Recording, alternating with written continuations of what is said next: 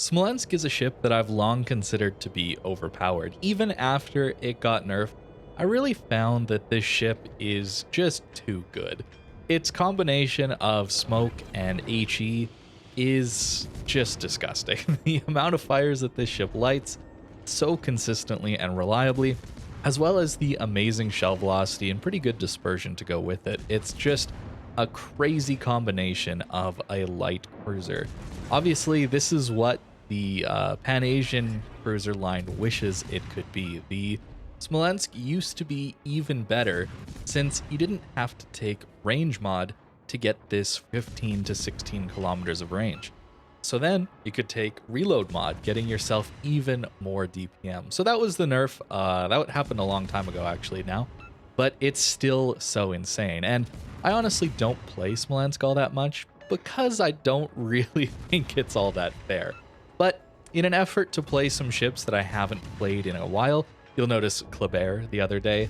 I'm trying to play ships I don't play very often because I felt a little bit of playing the same old ships and getting a little bit disinterested in the game. So playing ships I don't usually play and starting off with some two extremely strong ones that I don't usually play. Kleber is awesome, but Smolensk is still overpowered in my opinion. This HE pressure is just ridiculous. We're already up to 43,000 damage, most of that, of course, coming from this Republic. And after that guy damage controlled, we of course got ourselves a double fire. This is really the important thing to know about the Smolensk. You don't have the pen on the HE. They're basically Grozavoid guns, is essentially what you have. Destroyer caliber. But you have so many of them that they light fires so consistently. So a Kerr first that gets caught bow in is going to be farmed extremely quickly. This guy is not going to get away. He's on full HP. And he's not going to get away. So I might have to do a little bit with him grounding here, but still, the amount of HE pressure is pretty disgusting. Of course, the AP is amazing too, and we'll see that a little bit later on in this game. But really the hardest thing to deal with the Smolensk is how tanky it is. Since it doesn't have armor, I know that sounds kind of odd, it mostly receives only overpens from battleships. So I'm not really scared of a battleship unless I get caught directly bow in or stern in. Even at an angle like this, I'm really not too afraid. It's mostly the bow in and stern in where the shells have a long enough duration inside my ship to where they're actually going to deal damage. Of course, cruiser AP is a little more scary than battleship AP, so we have to watch out for that as well. But yeah, not even 5 minutes into this game and we already have 100k damage. Kind of ridiculous. So for me personally, I do think, yeah, this thing is just a little bit too good. So if you have it, definitely give it a go if you're looking to farm out an extreme amount of damage. Of course, it does need some help. It can't spot for itself. That's its big weakness. It needs someone to spot for it. But for the most part, that's not going to be too difficult, especially now that submarines are in the game and with all the carriers that we're seeing as well. So as far as this ship compared to the Pan-Asian line of light cruisers, it's really not even close. The reload is better, DPM is way better, the fire chance is better, the shell velocity is way better. The only thing that the Pan-Asian line really has is a bit more armor to auto bounce some battleship shells at the higher tiers. And of course, you also get a little bit better smokes, in my opinion. The Pan-Asian smokes are pretty strong. They allow you to reposition a lot easier since they come back up a little bit more quickly. These ones on the Smolensk last a little bit longer, but they don't come up nearly as quick. So I would certainly prefer Pan-Asian smokes, but this gun platform on the Smolensk is just so much better. And this poor Kerr first damage controlled our last couple of fires there, and just as he's about to go behind this island, we get one fire, and are we gonna get a second on his stern? Of course we are. So that guy actually ended up dying because of that double fire. Permanent double fires are really strong.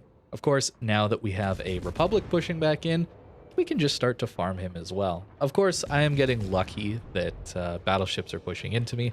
That is the massive strength of the Smolensk. I won't lie that not every game looks like this. But there are going to be scenarios all of the time in this game as first salvo double fire. There are going to be times in most games where a battleship or a larger capital ship is going to be pushing. The other thing I like to do, as you notice, is play around my teammates. Smolensk guns are so good at winning destroyer fights that I really want to engage my guns into those fights to help us win games. So that's why I'm kind of trying to stay a little bit closer to this Sherman and the Shimakaze here. Unfortunately, they're going to get caught by a Goliath, and he's going to do a ton of damage to them. But we've already done a decent job this game. Unfortunately, though, this is Epicenter. This is one of the worst game modes, and it might be the last Epicenter game you see on this channel for a while, since next update, they're actually going to be removing it. And I'm very happy. I'm very, very happy they're going to be removing Epicenter, since it's such a difficult game mode to not have steamrolls. I think steamrolls happen the most often in this game mode because the center cap basically wins or loses you the game. If your destroyers win that cap, you win the game most of the time. And if they lose it, well, you're probably going to lose the game. Notice the points as we're going through here. Blind firing into a Shimakaze and smoke is really not too big of a deal, and our teammates managed to take him out. But 720 points that the enemy team has, and it's going to go up quick. This game is quickly coming to its end. Unfortunately, that root wreck missed us, or probably just overpenned. So yeah, I really am glad that Epicenter is going away. Let me know what you guys think down below. I really wish they hadn't changed it. I actually didn't mind old Epicenter. If you're wondering, the change was that each cap zone is individual now. So you have to have someone in each capture zone to delay it or cap it out. Previously, if you were in the middle capture zone, you would also be impacting the outer rings as well. So as a ship in the late game, you could sit in the middle capture zone and stall out all of them. And I liked this a lot better because it allowed one or two people to play aggressive and get a stronghold or a foothold into the middle cap and stall out the game. Whereas now, yeah, the points are in such a position where we basically lose. Even if I can get into the middle cap, we lose anyway. And yeah, we barely live. And this Satsuma absolutely crushes us. That's where going bow in to battleships is actually the worst thing you can do in a ship like Smolensk, as backwards as that sounds. But we're going to be saved a little bit by Kuznetsov here, as well as our heal, and barely dodging these torpedoes here, but 234k already. I think you guys can already see this one's probably not going to be a win. Unfortunate, because we tried really, really hard to bring this one back. But just look at this armor piercing damage for a second. It's pretty solid. We're getting 5 to 6k salvos, and those are coming in every 4 seconds, 3.5 seconds with Adrenaline Rush. Pretty solid stuff. Unfortunately, though, this ship really isn't available anymore, right? And I'm glad there's not a ton of Smolensks rolling around the matchmaker queue anymore, but much like the Thunderer and other ships that have been removed from the game, I would rather they balance them, rather than just leave them in the hands of older players who played the game longer, who are probably pretty good at the game already, and allow them to kind of roll through and crush newer players to the game, or even just anybody in the matchmaker. I'd rather see more balanced ships in the game rather than just removing the outlier ships and trying to forget they exist. So a really good game in the Smolensk. This ship is still as strong as ever, in my opinion. It is super good. But yeah, not quite a win, and hooray for Epicenter not being in this game anymore. I even managed to come in as top score on both teams, and I was even on the losing side of that result. So a really good game. I definitely would have liked to win it, but of course I can't win them all. It is random battles after all, and this is the commander I'm running.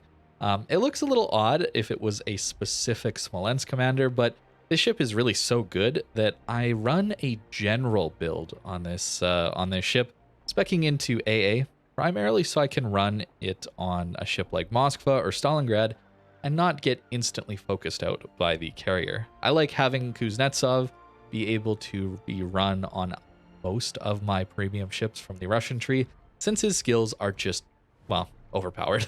They're just a little too overpowered.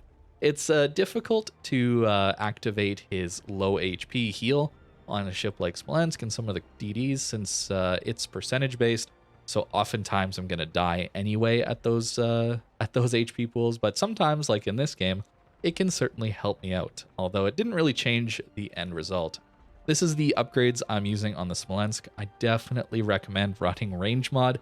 13 something, whatever you get as the base range, isn't quite enough for today's World of Warships. And that's the nerf. If you were wondering, the base range got nerfed so that it basically became mandatory that you ran range mod. Previously, you could run reload mod and still have the same firing range. So yeah, around a 12% DPM nerf. Not strictly, but basically it resulted in a 12% DPM nerf. And still, this ship is insane. So unfortunately, it's probably not going to get any more nerfs, but for those of you that own it, definitely enjoy it. Personally, I'd prefer they balanced some of these premium ships they've removed from the game, but I doubt that's going to happen. Anyways, thank you very much for watching this video, and I hope you have a great rest of your day.